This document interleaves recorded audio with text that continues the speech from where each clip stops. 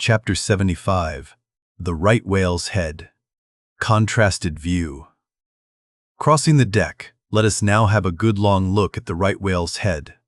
As in general shape, the noble sperm whale's head may be compared to a Roman war chariot, especially in front, where it is so broadly rounded. So, at a broad view, the right whale's head bears a rather inelegant resemblance to a gigantic galliot-toed shoe. 200 years ago, an old Dutch voyager likened its shape to that of a shoemaker's last. And in this same last or shoe, that old woman of the nursery tale with the swarming brood might very comfortably be lodged, she and all her progeny. But as you come nearer to this great head, it begins to assume different aspects according to your point of view. If you stand on its summit and look at these two F-shaped spout holes, you would take the whole head for an enormous bass viol, and these spiracles the apertures in its sounding board.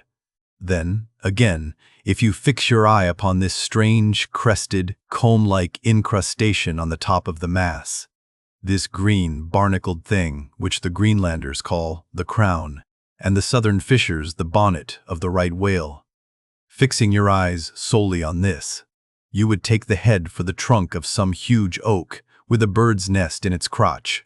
At any rate, when you watch those live crabs that nestle here on this bonnet, such an idea will be almost sure to occur to you, unless, indeed, your fancy has been fixed by the technical term crown, also bestowed upon it, in which case you will take great interest in thinking how this mighty monster is actually a diademed king of the sea, whose green crown has been put together for him in this marvelous manner. But if this whale be a king, he is a very sulky-looking fellow to grace a diadem. Look at that hanging lower lip. What a huge sulk and pout is there. A sulk and pout, by carpenter's measurement, about 20 feet long and 5 feet deep. A sulk and pout that will yield you some 500 gallons of oil and more. A great pity now that this unfortunate whale should be hair-lipped. The fissure is about a foot across. Probably the mother during an important interval was sailing down the Peruvian coast when earthquakes caused the beach to gape. Over this lip, as over a slippery threshold, we now slide into the mouth. Upon my word, were I at Mackinac, I should take this to be the inside of an Indian wigwam. Good Lord, is this the road that Jonah went? The roof is about 12 feet high, and runs to a pretty sharp angle, as if there were a regular ridgepole there, while these ribbed, arched, hairy sides present us with those wondrous, half-vertical, scimitar-shaped slats of whalebone, say 300 on a side, which, depending from the upper part of the head or crown bone, form those Venetian blinds which have elsewhere been cursorily mentioned. The edges of these bones are fringed with hairy fibers, through which the right whale strains the water, and in whose intricacies he retains the small fish. When open-mouthed, he goes through the seas of brit in feeding time. In the central blinds of bone, as they stand in their natural order, there are certain curious marks, curves, hollows, and ridges, whereby some whalemen calculate the creature's age, as the age of an oak by its circular rings. Though the certainty of this criterion is far from demonstrable, yet it has the savor of analogical probability. At any rate, if we yield to it, we must grant a far greater age to the right whale than at first glance will seem reasonable. In old times, there seem to have prevailed the most curious fancies concerning these blinds. One voyager in Purchas calls them the wondrous whiskers inside of the whale's mouth.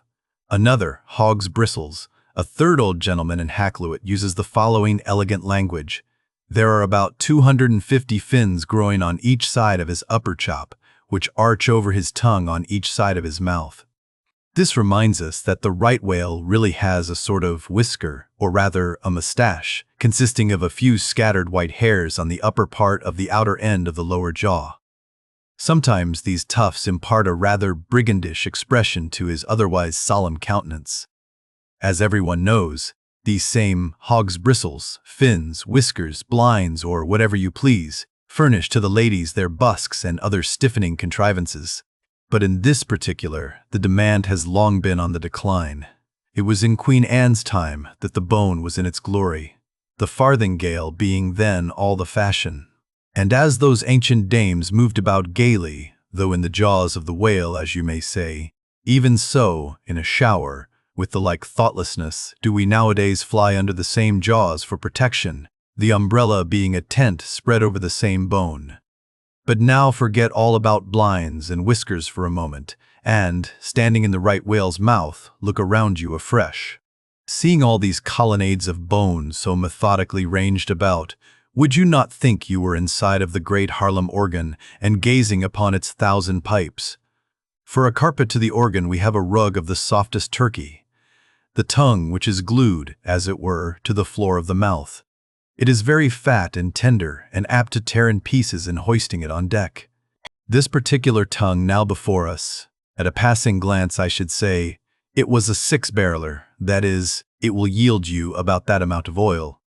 Ere this you must have plainly seen the truth of what I started with, that the sperm whale and the right whale have almost entirely different heads. To sum up then, in the right whales there is no great well of sperm, no ivory teeth at all, no long slender mandible of a lower jaw like the sperm whales. Nor in the sperm whale are there any of those blinds of bone, no huge lower lip, and scarcely anything of a tongue. Again, the right whale has 2 external spout holes, the sperm whale only 1. Look your last, now, on these venerable hooded heads while they yet lie together, for one will soon sink, unrecorded in the sea, the other will not be very long in following. Can you catch the expression of the sperm whales there? It is the same he died with, only some of the longer wrinkles in the forehead seem now faded away. I think his broad brow to be full of a prairie-like placidity, born of a speculative indifference as to death. But mark the other head's expression. See that amazing lower lip pressed by accident against the vessel's side, so as firmly to embrace the jaw. Does not this whole head seem to speak of an enormous practical resolution in facing death? This right whale I take to have been a Stoic, the sperm whale, a Platonian, who might have taken up Spinoza in his latter years,